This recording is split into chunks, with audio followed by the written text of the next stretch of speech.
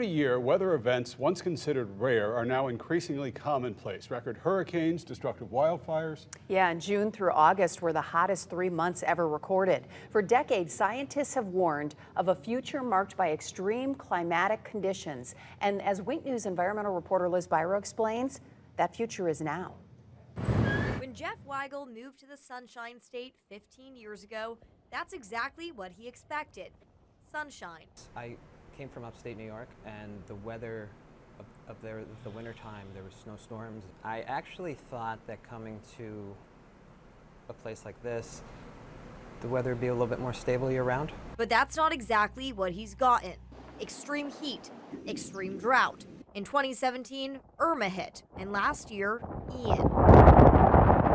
Hurricane where we're sitting right now, I mean, the water would be up to our heads, which is just not something that you would ever anticipate. And he's noticed a chain reaction affecting his livelihood as the owner of Sanibel Deli.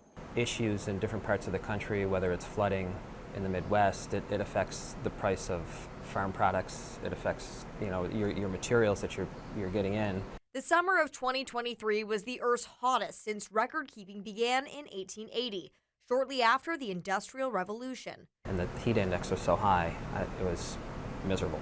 And according to the state's climatologist, David Zierden, it's going to get worse. It's likely that 2023, once the year is finished, will be 1.5 degrees or more above the pre-industrial average.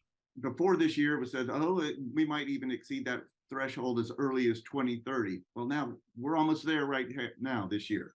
NASA's Ben Hamilton leads their sea level change team. Satellite data shows the rise rate is rapidly accelerating. And we see this agreement between those models and the data that we have. So it's really giving us a clearer picture of where we might be headed in the future. Hamilton also told me the sea level rise we've seen along our coastline over the past 100 years is equal to what it will be over the next 30.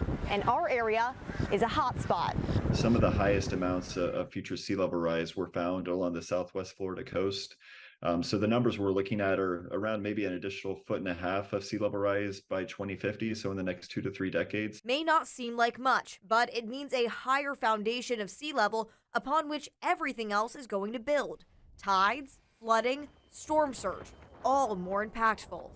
The number of major hurricanes is on the rise, and that's due to just rising sea surface temperatures and also more heat and moisture in the atmosphere to feed these storms when the conditions are right. Weather Authority meteorologist Zach Malak says local choices have a direct impact on the record-breaking heat. Here, it's not drastically based on just temperatures or human interference in terms of greenhouse gases. It's also because of our building of Southwest Florida. But with that growth comes extra concrete, extra roads, extra houses, all these structures that become absorbers of heat.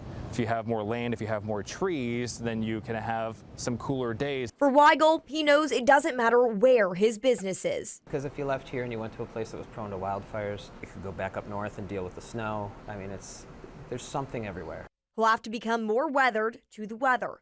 But just like our changing tides, we need to change as well. Wow, and our partners at Gulf Shore Business also dug into the impact on Southwest Florida businesses. Just head to Liz's story on the Wink News app for more on the Gulf of Mexico in peril. You're watching Wink News at 6. We'll be right back.